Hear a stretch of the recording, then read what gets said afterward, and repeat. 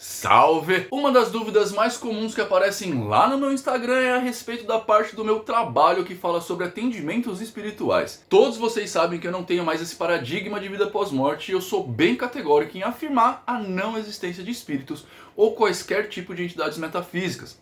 Mas ainda assim, promovo trabalhos de formas bem parecidas com o que vocês aí chamariam de incorporação. Então, o vídeo de hoje é para que você entenda o que está acontecendo e, como sempre, vai ser dividido em duas partes. A primeira e mais rápida, rasteira, superficial, para você que é um mago anjo, que é aquela pessoa que não está muito afim de aprender sobre nada, mas quer saber sobre tudo, tá ligado?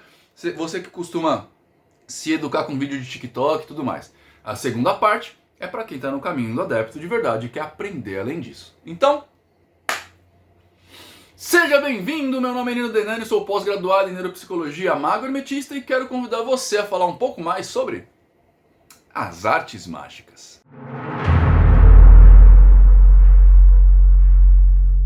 Beleza, meu querido mago anjo, namastê. O assunto aqui é a aparente hipocrisia no fato de eu falar que faço atendimentos espirituais ou coisa assim, ao mesmo tempo que eu defendo que espíritos não existem, beleza? Sim, espíritos não existem, mas a espiritualidade não tem nada a ver com existência ou não existência de espíritos, deuses, guias, mentores, anjos, demônios. Tem a ver com a forma que alguém vê a própria vida e a vida como um todo também. Segundo vai nos apontar, por exemplo, Leonardo Boff, que é teólogo, escritor, filósofo, a espiritualidade pode ser tratada como uma experiência de contato com algo que transcende as realidades normais da vida, que significa experimentar uma força interior que supera as próprias capacidades.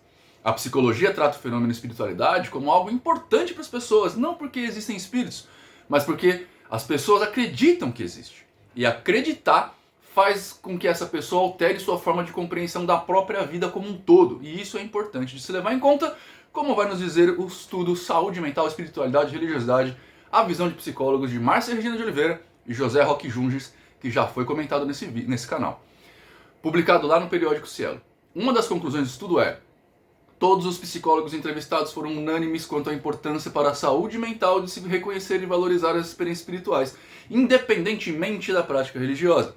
Embora exista certa dificuldade entre os profissionais de entender psicologia e compreender e definir a forma distinta de espiritualidade, religiosidade e religião, bem como articular esses temas com uma prática clínica, foi verificado que a espiritualidade está presente nas atividades dos psicólogos e nos processos terapêuticos dos usuários.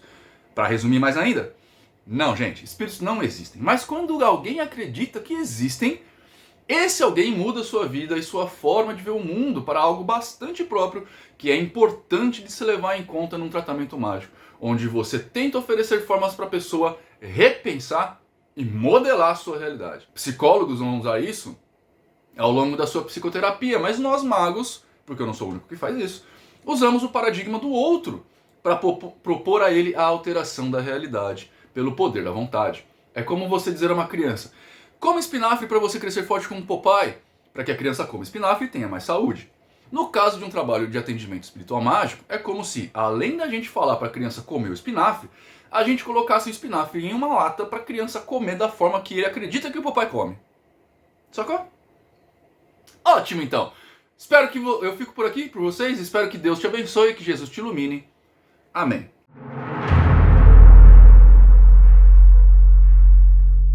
Excelente, agora que os magos anjos já se foram, vamos ter uma conversa um pouco mais profunda nós aqui. Bom, qual é a dessa minha abordagem na real?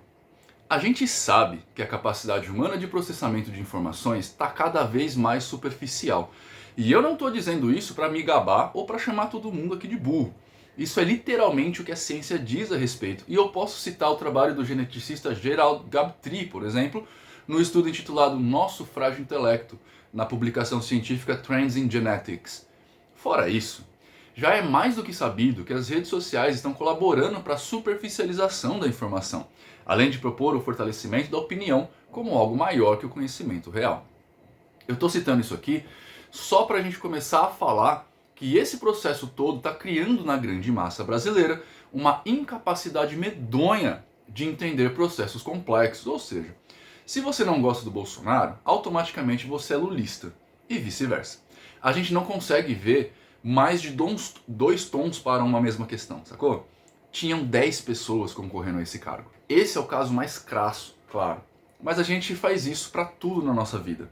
A grande massa entende ateu, por exemplo, como cético, quando na verdade um ateu pode vir a ser cético.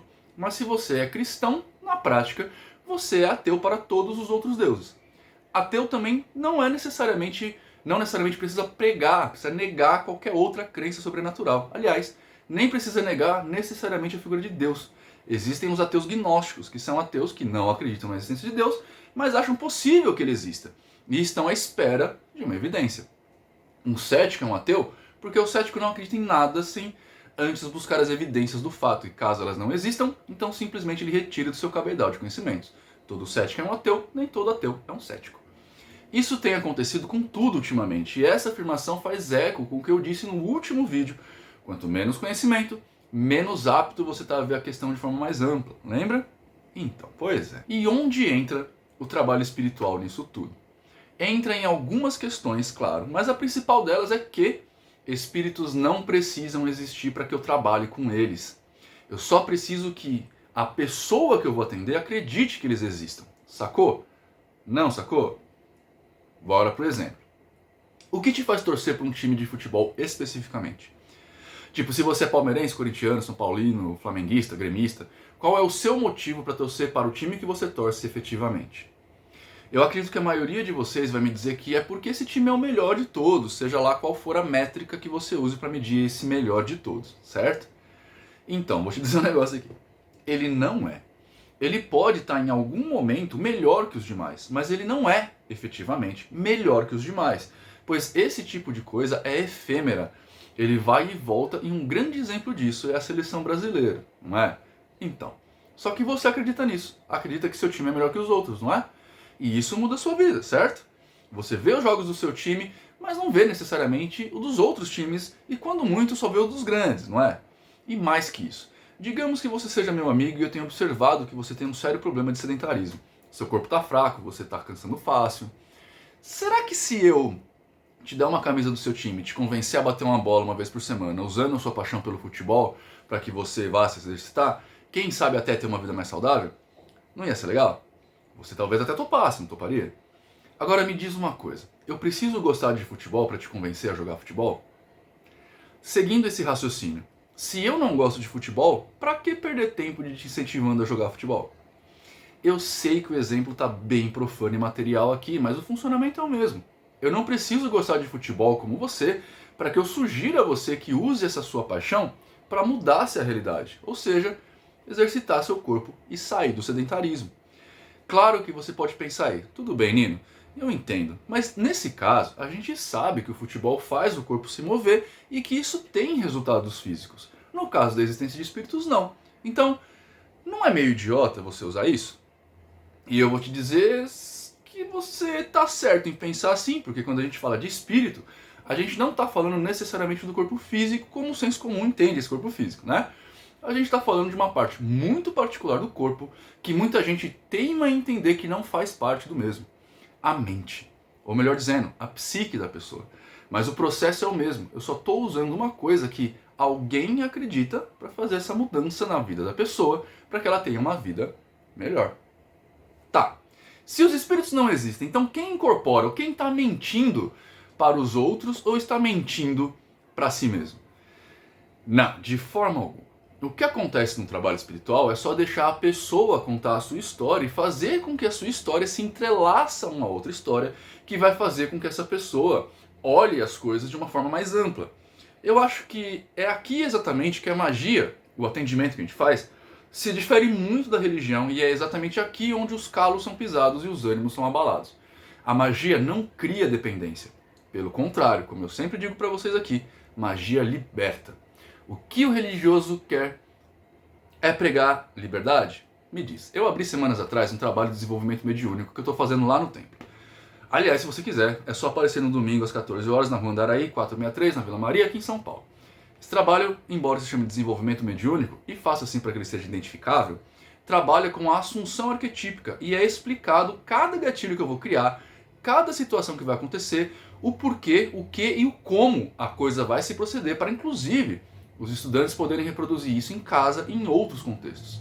E mais que isso, sem nenhum tipo de dependência de mim ou do templo em si. Eu disse isso algumas vezes e eu volto a repetir. Eu amo a Umbanda. Eu gosto da narrativa dela, gosto dos ritos e até das obrigações e superstições que ela dá pra gente.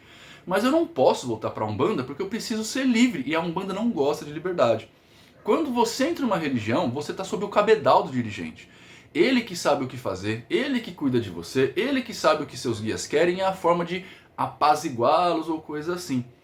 Toda religião cria rebanho e cria pastores. E dizer a todos que você não é preso a isso, que tudo está em sua cabeça e que você basicamente controla tudo isso, é tirar o poder dado a alguém por uma pretensa força espiritual e dar o poder na sua mão de novo. É por isso que geralmente quem atua nesse paradigma não gosta muito de mim. Porque basicamente eu falo, então, essa sua autoridade espiritual que você tem só acontece na sua cabeça, amigão. Imagina como que é isso? Mas eu vou te contar um segredinho aqui, só entre nós, não conta pra ninguém, fechou?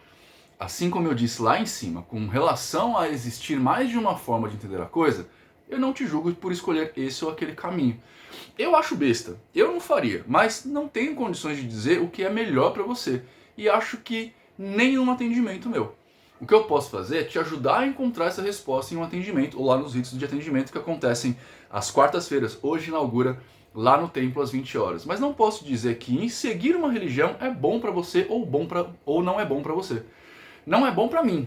Eu preciso de liberdade, eu preciso pensar, eu preciso buscar, eu preciso descobrir e religião não gosta muito disso. Pra mim não funciona.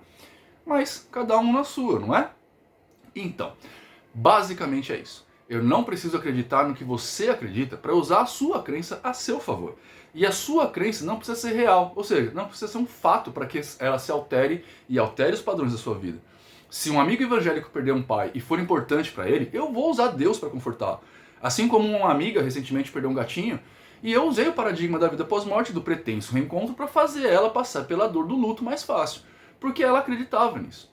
No fim das contas, a pergunta para que incorporar cai aqui como uma luva. É mais uma das ferramentas que podemos usar para deixar alguém melhor, encarando a vida de uma melhor forma ou ainda conseguindo entregar a essa pessoa uma forma de se olhar melhor e se compreender, dado que o espírito aí nada mais é que uma parte da própria psique de quem está incorporando mesmo.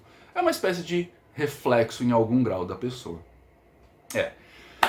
Isso não é nada diferente do que eu sempre disse para você em todos os momentos da minha vida pública aqui, como mago, né? O mago usa o paradigma do outro. Eu acho que na semana que vem eu conto pra vocês como é esse desenvolvimento mediúnico, ou como eu tenho chamado, assunção arquetípica. Coloque aqui no comentário, tá? Se você acha que isso faz sentido pra você. Se você gostou do conteúdo, não se esqueça de se inscrever e se você não quer ser um mago anjo, compartilhe os vídeos lá na sua rede social, fechou?